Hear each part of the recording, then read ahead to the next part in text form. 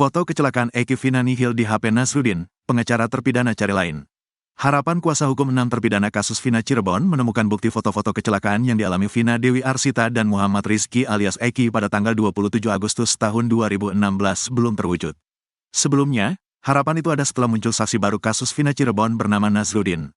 Nazruddin mengaku berada di lokasi kecelakaan Vina dan Eki pada 2016 silam, dan sempat memotret kondisinya menggunakan kamera handphonenya. Untuk meyakinkan itu, Nazruddin bahkan menyerahkan handphonenya kepada kuasa hukum para terpidana, Titin Prialianti. Mendapati hal itu, Titin langsung bersemangat membawa ponsel Nazruddin ke Jakarta untuk diekstraksi. Titin bahkan melewatkan kesempatan mendampingi mantan terpidana Saka Tatal yang menjadi saksi di sidang peninjauan kembali, PK, pada Jumat, tanggal 13 September tahun 2024. Pada Jumat malam, ponsel Nazruddin sudah bisa dibuka oleh ahli IT. Namun ternyata, di ponsel itu tidak ditemukan foto-foto kecelakaan Vina dan Eki seperti yang diakui Nazruddin. Hanya tersisa 3 foto, itu pun tahun pengambilannya lebih muda, setelah 2016. Yang lainnya sudah tidak terbaca, terang Titin dikutip dari akun YouTube pribadinya pada Senin, tanggal 16 September tahun 2024. Meski begitu Titin tidak patah semangat karena Nazruddin mengaku juga memindahkan foto-foto di HP itu ke HP lain yang ada di Cianjur. Titin pun mencari Nazruddin ke Cianjur untuk menemukan HP yang dimaksud. Mudah-mudahan ini upaya kami semua untuk menemukan bukti berupa foto yang dipotret Nazruddin berhasil. Mudah-mudahan ada di HP yang dipindah oleh Nazruddin, ungkap Titin. Meski bukti foto belum ada, Titin mengaku percaya dengan penuturan Nazruddin. Hal itu beralasan karena pengakuan Nazruddin bersesuaian dengan pengakuan Adi Haryadi dan saksi-saksi lain. Saksi Adi Haryadi mengaku saat kecelakaan Eki terjadi, ada pejalan kaki lain, sama seperti dia, yang berada di lokasi. Pejalan kaki itu dimungkinkan adalah Nazruddin. Sementara Nazruddin mengaku mendapati seorang misterius yang membuatnya takut melanjutkan perjalanan karena menganggapnya seorang begal. Laki-laki misterius itu diduga Adi yang memang saat itu rambutnya panjang dan penampilannya layaknya musafir. Pengakuan Nazruddin memotret bukan bohong, karena HP diserahkan ke kami, tukas Titin. Diberitakan sebelumnya, Nazruddin menyerahkan ponsel itu kepada Titin Prialianti, kuasa hukum para terpidana kasus Vina Cirebon. Saya serahkan HP ini yang dulu pernah saya pakai foto di kejadian peristiwa kecelakaan di Talun, kata Nazruddin saat menyerahkan handphone tersebut pada Titin Prialianti. Tampak handphone yang diserahkan merek Nokia 6300. Namun handphone itu tak memiliki baterai. HP ini gak ada batunya, katanya. Selain itu, handphone tersebut tidak terdapat kartu memorinya. Kartu memori gak ada di sini, kata Nazruddin. Ia berharap tim kuasa hukum dari terpidana kasus Vina Cirebon bisa memperbaiki agar foto-foto bisa dilihat.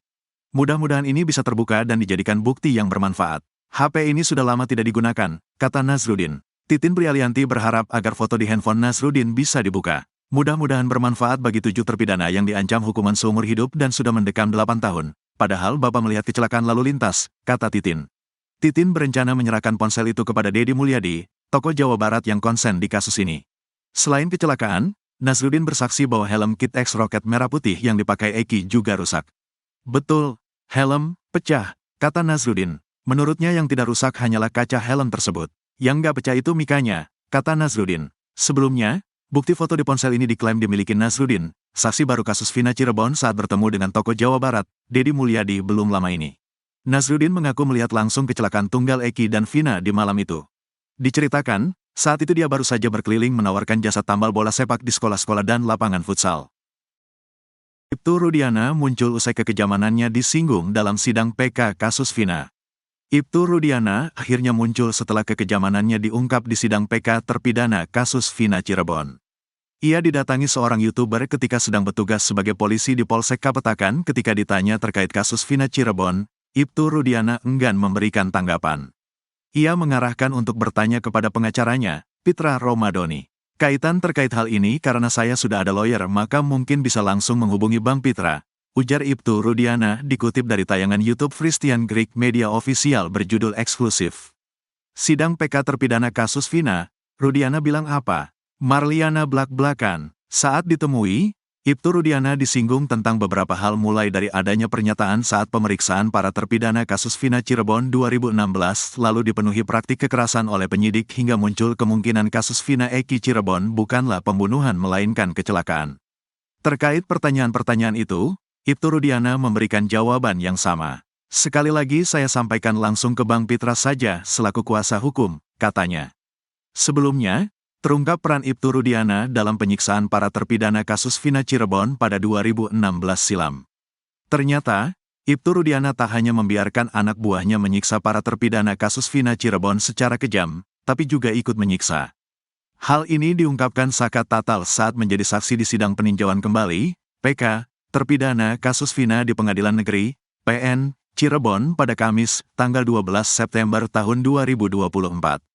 Saka yang kini bebas setelah dihukum 8 tahun penjara di kasus ini, mengaku masih ingat wajah-wajah polisi yang menyiksanya saat dia berusia 15 tahun di tahun 2016 silam. Satu wajah yang tidak pernah dilupakan itu adalah Ibtu Rudiana. Saka mengaku dipukul pakai tangan hingga diinjak badannya oleh ayah Eki tersebut. Berapa kali saya lupa karena banyak yang mukul, bisa dibilang 20 orang lebih. Yakin Rudiana ikut melakukan, kata Saka Tatal. Diungkapkan Saka, penyiksaan itu sudah mulai terjadi saat dia dan 8 temannya yang ditangkap anggota Ibtu Rudiana masuk ke unit narkoba Polres Cirebon Kota. Saat itu dia tidak tahu apa-apa terkait kasus yang membuat polisi begitu beringas.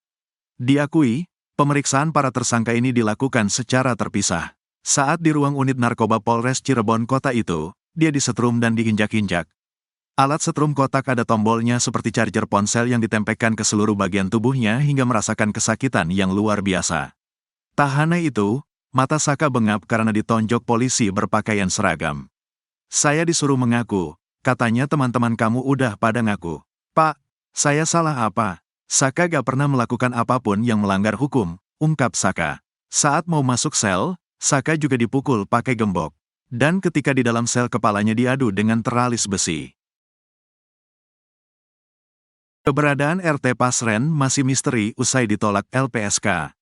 Keberadaan Ketua RT Abdul Pasren, salah satu saksi kunci kasus Vina Cirebon, kembali jadi sorotan.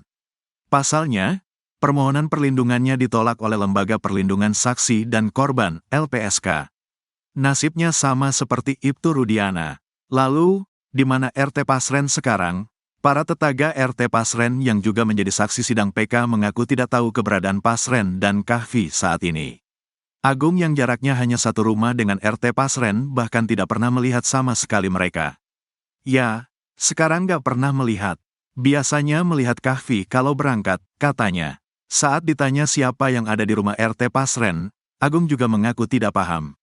Gak tahu Pak, yakin gak tahu, katanya. Diketahui, Ketua RT Abdul Pasren senasib dengan Ibtu Rudiana. Yakni permohonan perlindungan mereka ditolak oleh Lembaga Perlindungan Saksi dan Korban, LPSK. Hal ini diungkapkan oleh Kepala Biro Pemenuhan Hak Saksi dan Korban LPSK, Sriyana. Menurut Sriyana, LPSK telah menerima permohonan perlindungan dari Ibtu Rudiana dan Ketua RT Pasren serta keluarganya. Diketahui, kesaksian mereka adalah salah satu yang menyebabkan para terpidana dihukum sebagai pelaku pembunuhan Vina dan Eki. Selain itu, Ibtu Rudiana merupakan keluarga korban atau ayah dari Eki. Meski demikian, rupanya LPSK menilai Pasren dan Ibtu Rudiana tidak memenuhi syarat untuk mendapatkan perlindungan. Adapun alasannya karena pernyataan mereka tidak konsisten. Pertimbangan di LPSK berdasarkan hasil pemeriksaan asesmen itu, keterangannya itu tidak konsisten, kata Sriyana menjelaskan, melansir dari tayangan YouTube Diskursus.net. Sementara itu, istri Rudiana juga ditolak permintaan perlindungannya karena bukan ibu kandung Eki. Menurut Sriyana, terdapat perbedaan penilaian terhadap keluarga kandung dengan pihak lain dari korban suatu peristiwa.